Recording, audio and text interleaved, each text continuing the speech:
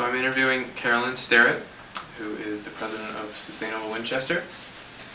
And Carolyn, I'm wondering how Sustainable Winchester got started and when? It was in November of 2005. I've always been really passionate about environmental issues and wished that Winchester had a group, an environmental group, like I saw in other towns. There was a Sustainable Belmont, and Lexington had a few groups, and so I was involved in a leadership seminar at the time, and the challenge was to take on a leadership project, and so I thought this was a good opportunity to do that. So I just called a meeting in the town library and wasn't sure what kind of response I'd get, and 20 people showed up, which was really exciting, and I especially was encouraged because there was a real diversity of people at this meeting. There were high school kids, there were retired people, there were people who work for the EPA, there were contractors, people from all walks of life, stay-at-home moms, and so from the beginning it's been this really interesting mix of people that bring all different kinds of skills and knowledge bases with them to the group. Great, yeah. What are some of the activities? What did it do? We kind of, a group like Sustainable Winchester, with its mandate just being sustainability issues, could encompass such a wide range of projects, and then that's basically what we do. It's whatever interests the members bring to the group. So, for example, last year one of our members was really interested in getting a farmer's market started.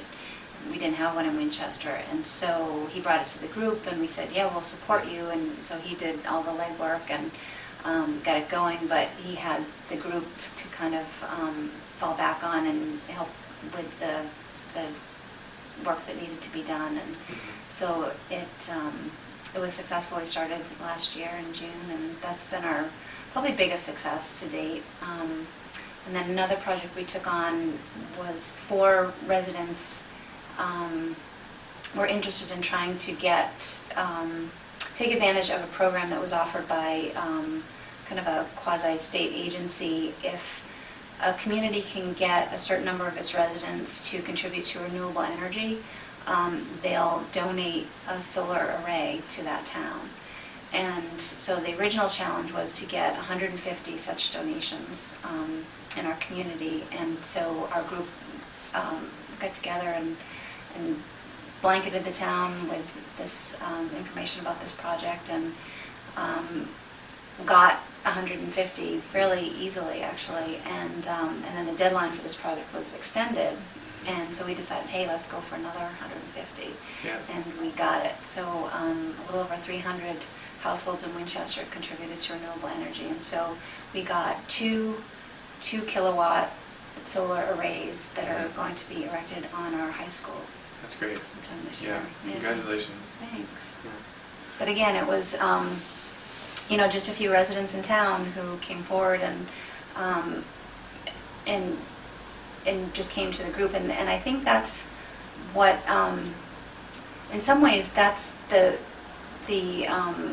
what this group brings to the town. It is just having that structure there, right. Because it's the individual people who have their own projects, but with this umbrella being here, they feel like they have a group to support it, yeah. And then as we have this identity in the town that we're becoming more recognized, and then so people know that if they have an idea that there's this place that they can bring it to, and right. There's this interested group of individuals who will help out. How are meetings run? What's the structure? How formal is it? It's fairly informal, and that's one of our challenges right now, because we started off fairly small. Well, I would say we would get maybe 10 to 12 people regularly at our monthly meetings. We meet the first Tuesday of every month, and it's just kind of a free-form exchange of ideas. We would always have an agenda but people would bring other topics, and it was just kind of a free-form discussion. And now, as we're going on, 4 years, our meetings regularly have 20 people, and so it can get a little unwieldy. It's great, because I think in these times of planetary crisis, people are looking for a forum, of like-minded people to discuss things with, and that's great, and I'm happy to provide that. But also, you can end up with just kind of a talking group that doesn't get much done, and so it's hard to, find that balance and how to keep it very structured, but yet let people feel like they're doing something and accomplishing something rather than just talking about issues. The conversation is important, but so is the action. Exactly. Right. What kind of outreach do you do as a group? We have a website, and we really just, through our projects, is how we promote ourselves. Right. Whatever's the issue at hand. There's a charitable organization in town called the Anka Society, and they're wonderful. They give grants to all different worthy causes in town, and their annual fundraiser is a street fair. And as of 2 years ago, they weren't doing any recycling at the fair. They just didn't have the resources. So they approached us about helping out with that. So we've gotten publicity through that effort, and we help at Town Day with recycling. We just put on a seminar for residents to help them figure out how to reduce their home energy costs, right. Their carbon footprint. And then through the Solar Challenge, the project I mentioned before, and the farmers market is really what's given us the biggest visibility. So at the farmers market each week, we have a table for Sustainable Winchester with a flyer about what we do, and it has the website. And so we're constantly adding people to our email distribution list. Great, and yeah. just trying to get the word out that way. And what about some of the factors that have contributed towards your stability and your success as an organization? Why are you still here since 2005? The people in the group. I mean, I feel so lucky to live in a town like Winchester, where the residents are just really engaged in the community. Care about their town, yeah. Yeah, there are just so many volunteer nonprofit groups that do regular events, and with Herculean efforts, that these people who work full time and right. have a family and still manage to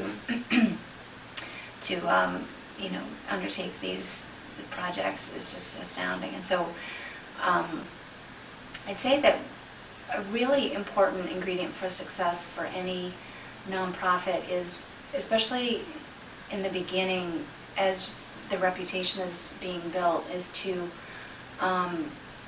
listen to other constituencies in town as much as you talk about what you want to do. I think especially there are people who have certain preconceived ideas about environmentalists and what they're about and what they're like and how they work. And so, we just really wanted to let the town know that we're passionate about this stuff, but we realize that we need to get other people on board, that we're not just here to come in and steamroll through and say, this is what we need to do because it's the right thing to do. We really know we need to make our case, and